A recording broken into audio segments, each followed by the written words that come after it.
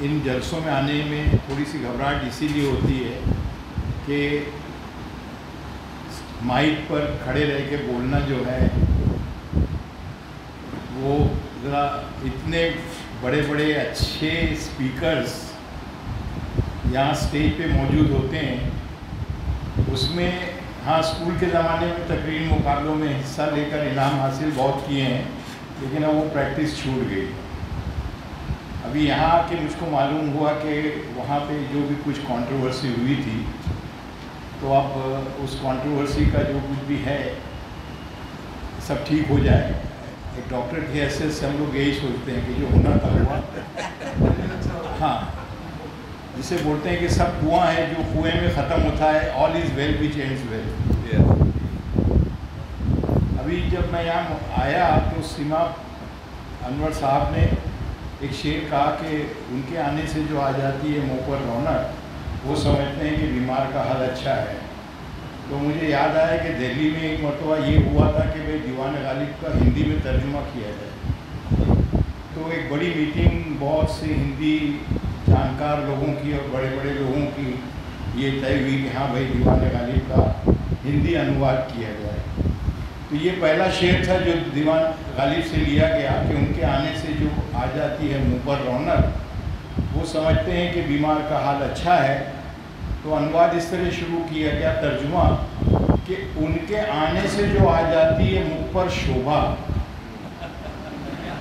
شوبھا اس زمانے میں شوبھا کوٹے محمود کی جوڑی بہت مشہور تھی. ان کے آنے سے جو آ جاتی ہے منہ پر شوبھا، وہ سمجھتے ہیں کہ روگی کی دشا اتم ہے.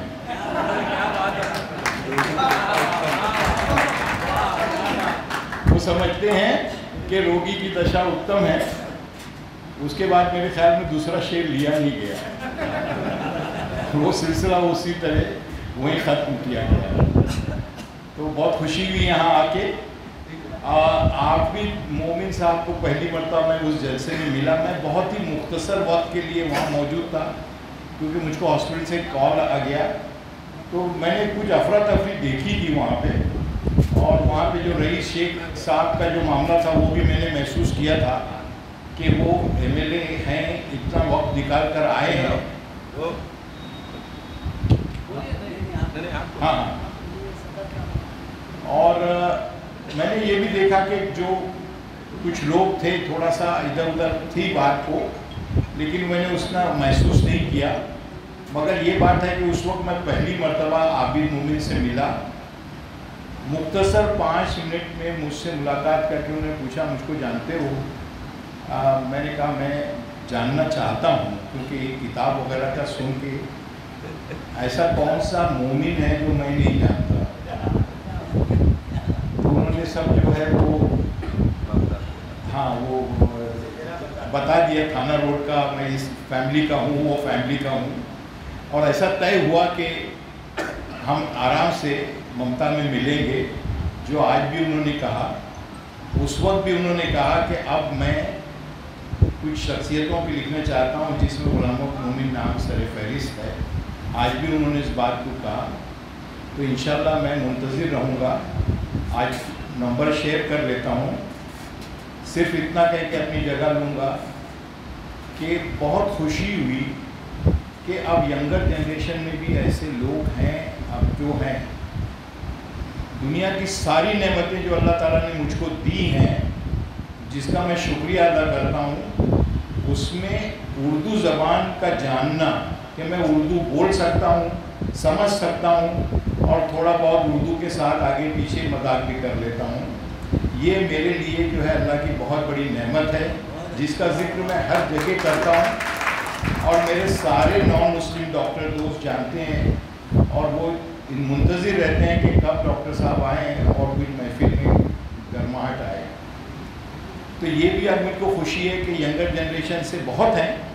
اس دن رئیس ہائی اسکول کے مشاعرے میں، کوکن مسلم ایجوکیشن سوسائٹی کے مشاعرے میں اتنا مزہ آیا مدتوں بعد کہ جب مشاعرہ ختم ہونے کے بعد میں جب گھر گیا تو پہلا کام میں نے یہ کیا کہ یاسین کو، جو میرے بڑے بھائی ہیں، آج معلوم ہوا کہ وہ میرے بڑے بھائی ہیں. آج میں ہمیشہ سمجھتا تھا چھوٹے بھائی ہیں، बोले मैं 76 साल के हो गया हूँ। मैं बोला नहीं, मैं अभी भी 75 का हूँ। तो वो मैंने उनको फ़ौरन फ़ोन करके कहा, यासीन छा गए। यासीन भाई बोलने लगे कि अच्छा लगा ना। मैं बोला देखो, मैं तो मुझको और डॉक्टर मिसेस गुरचरण मोमिन पूरा मुशायरा 3-3.5 घंटा वो बैठे रहे। क्या समझा कि क्या नहीं समझा वो बाद में रात भर समझाना पड़ा, लेकिन ये कि शी रियली एंजॉयड इट और हमको भी बहुत मज़ा आया। मैंने भी यासीन भाई को फ़ोन करके ये कहा, अब इस किताब को देखने के बाद इसमें आप लोगों में और ऐसे बहुत से लोग होंगे जो उर्दू ज़बान के लिए और भी बहुत कुछ करें ज़बान के लिए। हमारी नेक ख्वाहिशात हैं और ये वादा रहा मेरी तरफ से कि मेरी तरफ से कोई भी किसी किस्म की मदद अगर ज़रूरत है तो प्लीज़ फील फ्री। मेरा घर हमेशा खुला है, क्लिनिक में कोई पेशेंट को अपॉइंटमेंट लेना नहीं पड़ता, आप आइए। और मैंने उर्दू ज़बान से ज़्यादा एक और ज़बान जो है, माफ़ कीजिएगा, वो है उर्दी, जो हम मोमिन बिरादरी और अंसारी बिरादरी वाले बचपन से बोलते आए हैं। और उस ज़बान के बारे में भी मुझको हमेशा फ़ख्र रहा है कि उस असासे को भी मैं कायम रखना चाहता हूँ।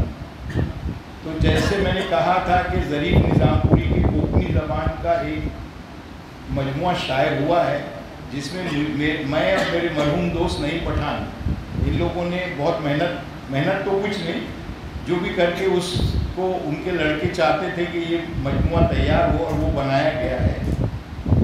तो उसी तरह से मैं चाहता हूँ कि भाई पूर्वी ज़बान की जो शायरी है और जो भी भिवंडी और मालेगांव के शोरा हजरात हैं, जैसे मेरी बचपन की याद है, हमेशा हमारे इस्लामपुरे की बावड़ी के पास जब इलेक्शन का जलसा होता था तो कॉमरेड अयूब साबिर साहब मदनपुरे से आते थे और वो इलेक्शन के बारे में नज़में कहा करते थे। तो उनकी एक नज़म, इधरों लुढ़के उधरों लुढ़के जैसे थाली का बैगन हमों लड़ब इलेक्शन,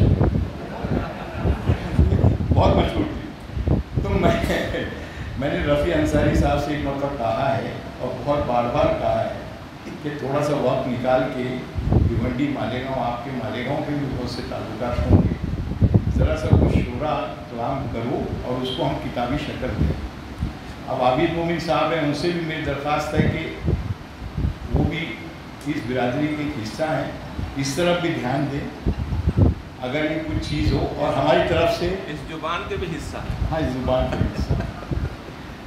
जैसे मैंने कहा है कि फिर से मैं रिपीट करता हूँ, अभी ज़्यादा वक्त तो नहीं ले रहा हूँ, बस एक हाँ, अभी समझिया स्कूल के एक फंक्शन में मैंने कहा था कि एक मोमिन हेड मिस्ट्रेस थी, वो बच्चों को पढ़ा रही थी, नाम नहीं बोलता मैं, कि तालाब में बच्चा तीर रहा था।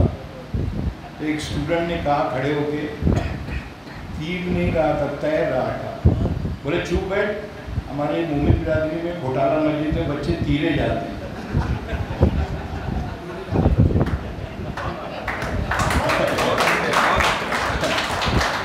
तो ये जो चाशनी हमारी उर्दू के साथ जो पूर्वी ज़बान में भी है, उसे कायम रखने के लिए मेरी दरख्वास्त रहेगी कि कोशिश की जाए। बहुत बहुत शुक्रिया मुझे बोलने का मौका दिया गया।